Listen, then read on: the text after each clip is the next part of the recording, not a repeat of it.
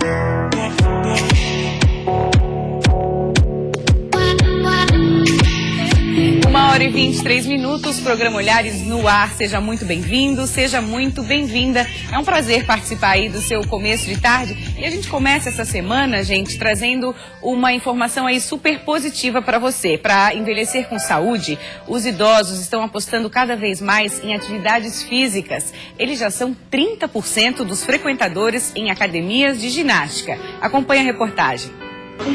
A idade vai chegando e vem uma dorzinha aqui. Tava conseguindo nem andar quase.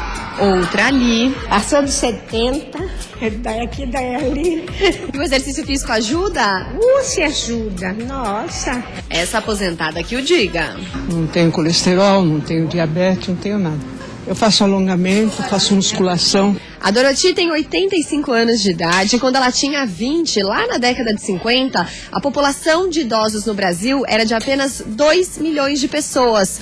Hoje, já passa de 28 milhões, o que representa mais ou menos 14% de todos os brasileiros. A expectativa é que até 2030, a população acima de 60 anos passe dos 42 milhões. Mais velhos e mais ativos, 30% dos frequentadores das academias têm hoje mais de 60 anos. Há uma década, eles eram apenas 5%. As pessoas não querem ficar dependentes de filhos, netos, cuidadores, então eles sabem que fazer exercício é um bom investimento para viver bem sozinho, porque não importa o quanto vai viver, tem que viver bem, né? Essa academia especializada em ginástica para quem tem mais de 60 anos teve um aumento de 30% nas matrículas nos últimos 12 meses. Mas tem aqueles, como a Vilma, que preferem um acompanhamento ainda mais personalizado. O fato de fazer um exercício físico te dá mais disposição. Não é igual, não é igual quando se é jovem.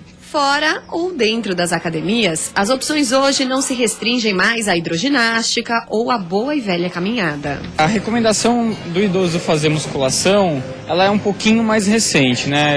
Os estudos vêm descobrindo de 5, 6 anos para cá, que isso ajuda bastante as atividades do dia a dia, né? Do sentar e levantar.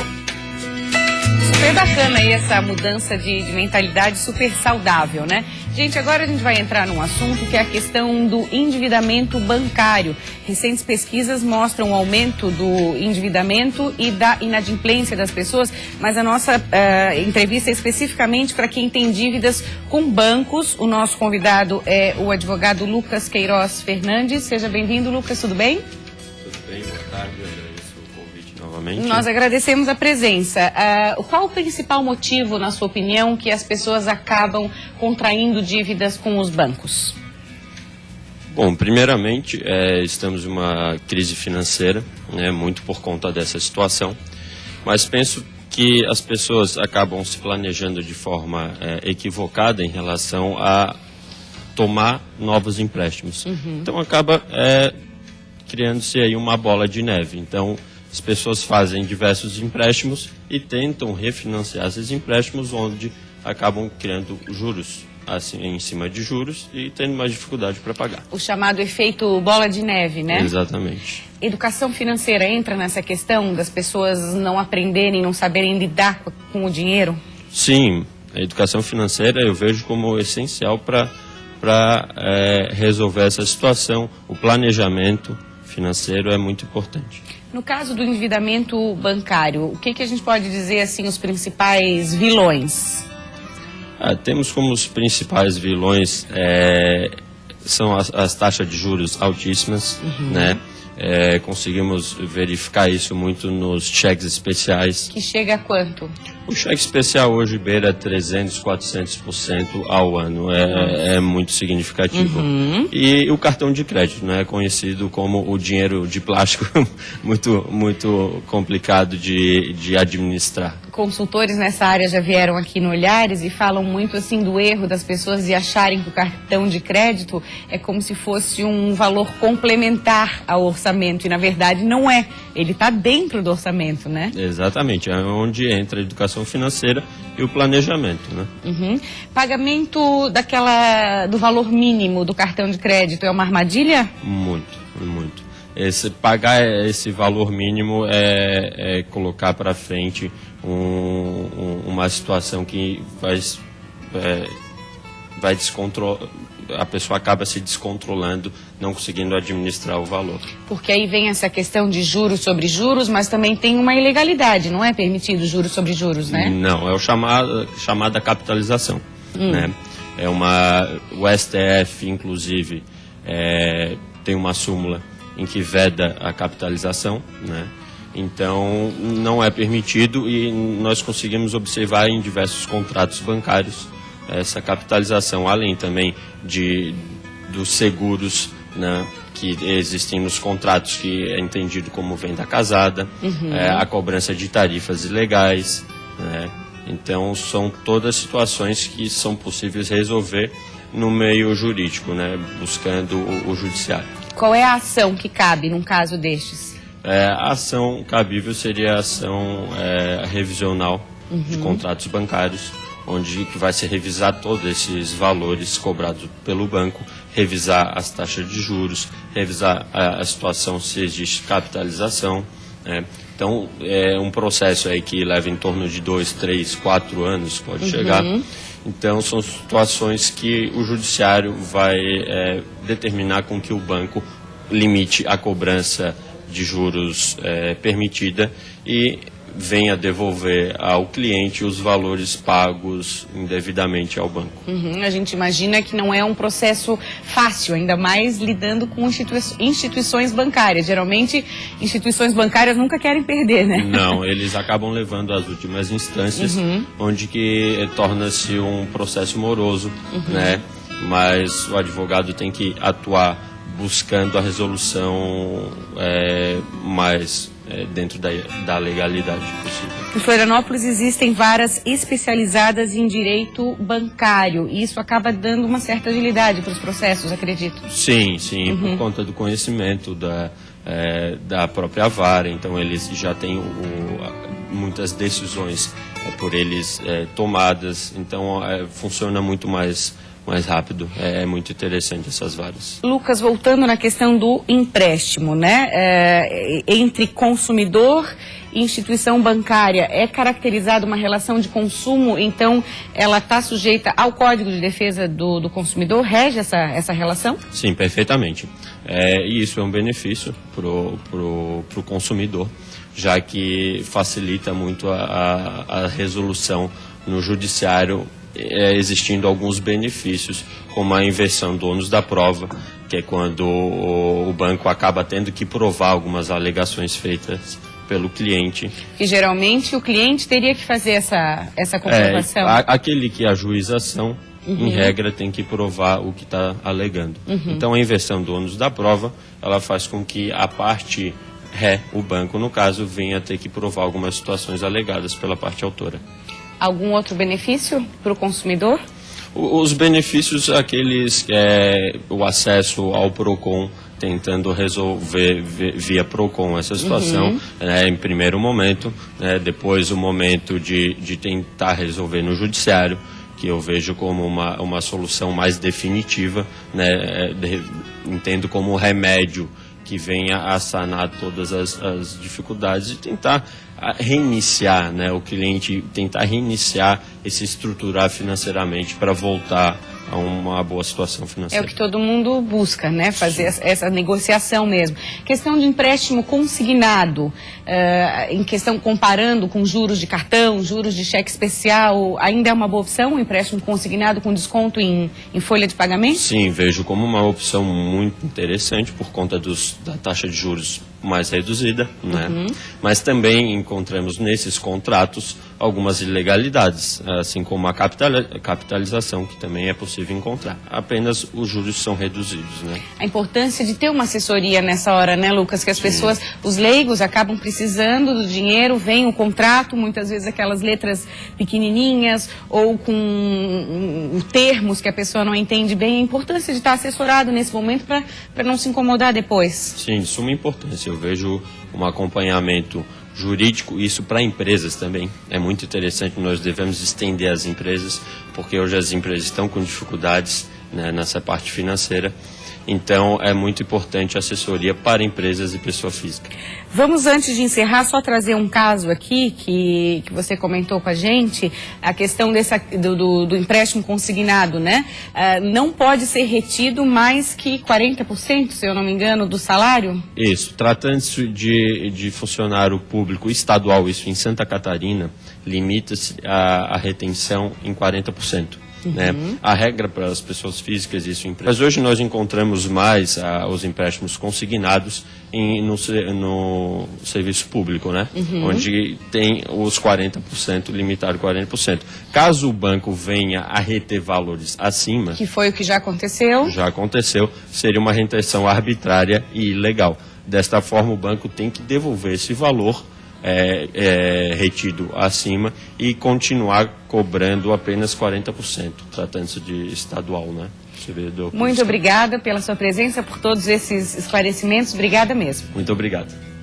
Gente, agora tem uma outra reportagem que a gente separou para você, que muitos alimentos vendidos como integrais levam ingredientes processados ou até refinados na composição. Por isso, o efeito saudável sugerido por médicos e nutricionistas fica comprometido.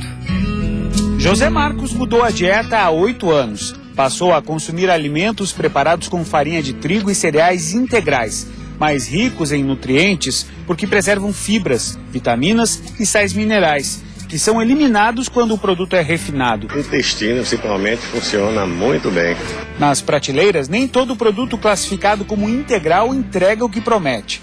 Em muitos, a massa leva a farinha de trigo refinada misturada com farelo de trigo para aumentar o teor de fibras. Leda até tenta encontrar a diferença. Assim como biscoito, por exemplo, que você vê que na composição dele tem metade processada a farinha, metade integral, né? Alguns países já têm leis que garantem que os alimentos à base de farinha são de fato integrais. Na Alemanha, por exemplo, para ser vendido como integral, um pão ou um biscoito precisa ter pelo menos 90% de grãos integrais na composição. No Brasil, desde junho, a Anvisa estuda a maneira de regular o mercado. Agora, o Instituto Brasileiro de Defesa do Consumidor lançou um alerta defendendo regras para classificar os alimentos de acordo com os ingredientes na composição dos produtos. A proposta é que haja uma quantidade mínima significativa de farinha ou cereal integral para serem considerados integrais. Por enquanto, essa análise só é possível através da informação do rótulo. Este biscoito, por exemplo, é vendido como integral, mas tem como ingrediente principal a farinha refinada. É preciso ficar atento. Fora os percentuais de ingredientes integrais, a gente tem que observar os conservantes, os corantes, né, que tem muitas coisas artificiais dentro desses alimentos e que isso já sai da linha de alimentos naturais, de alimentos integrais. A seguir, nós vamos ver que não são só os seres humanos que passam pelo câncer de mama. Os bichinhos de estimação também, como gatos e cachorros. A gente já volta, é bem rapidinho.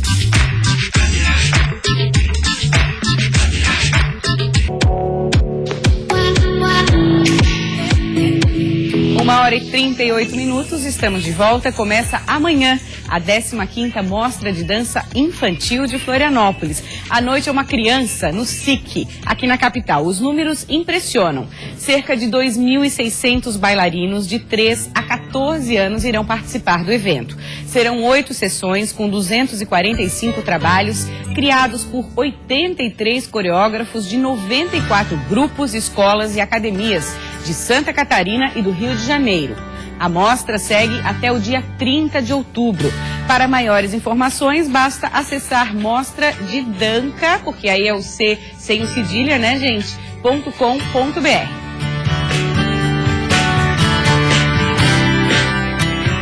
Câncer de mama está sendo cada vez mais diagnosticado em animais. Em gatas, por exemplo, o índice de tumores malignos pode chegar até a 80%.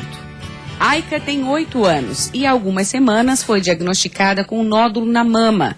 Com o exame de toque se percebeu um pequeno caroço e através do ultrassom foi confirmado que será necessário operar para retirar o nódulo. Com a avaliação do tipo de tumor, será possível verificar qual o tratamento mais adequado para a Aika. Quando é detectado um nódulo pelo veterinário clínico, vem para o ultrassom, para a gente ver as características que ele tem a respeito de infiltração, se está mais aderido, se não está, o tamanho também, se tem envolvimento de linfonodo reativo localizado, se tem metástase em algum órgão, se não tem. O exame de ultrassom também é uma forma de prevenção ao câncer de mama e deve ser feito com regularidade. A partir dos 6 anos, de 6 em 6 meses, é indicado fazer, né? Até em casa mesmo, se você tiver com seu animal, você pode, no momento que você tiver com ele, pode palpar as maminhas, ver se tem algum nódulo, ver se você sente, né? Mas assim, no máximo de 6 em 6 meses, é bom fazer o acompanhamento com um profissional mesmo. O câncer de mama é mais comum nas fêmeas do que nos machos e nas gatas, a incidência de tumores malignos é maior. Após os 6 anos de idade do bichinho, é importante estar atento a qualquer sintoma. Se identificar um aumento de volume, qualquer tipo de aumento de volume, de repente buscar auxílio, né, para saber se aquilo é normal ou não, né? O médico veterinário explica que o tratamento do câncer na cachorrinha ou gatinha é igual ao dos humanos e que a chance de cura, quando diagnosticado precocemente, é bastante elevada. E de acordo com esse diagnóstico, você vai poder determinar o tipo de tratamento. Se esse tratamento basicamente é cirúrgico, se é necessário algum tipo de tratamento com quimioterapia auxiliar ou eventualmente radioterapia. Tá feito aí o nosso alerta. Gente, amanhã nós vamos iniciar uma nova série aqui no programa Olhares. Vamos falar sobre fé e religiosidade. Qual a crença que move as pessoas? Qual é a força superior que acreditamos? Vamos contar histórias de superação através da fé, independente da religião. Muito bacana, vale a pena conferir. A gente conta, claro, com o carinho da sua audiência. E agora a gente está encerrando o programa Olhares de hoje com imagens da primeira caminhada nacional do Outubro Rosa, que ocorreu neste domingo em diversas cidades do país. Entre elas, Jaraguá do Sul, aqui em Santa Catarina. A intenção é chamar a atenção para o tema da campanha nacional deste ano, Acesso Já, proposta pela Federação Brasileira de Instituições Filantrópicas de Apoio à Saúde da Mama. As participantes reivindicaram acesso a diagnóstico e tratamentos rápidos e adequados, junto a ONGs associadas à FEMAMA. Desejamos a todos uma boa tarde e até amanhã. Fique agora com Nader Kalil e o repórter Band. Até amanhã, a gente se vê. Tchau.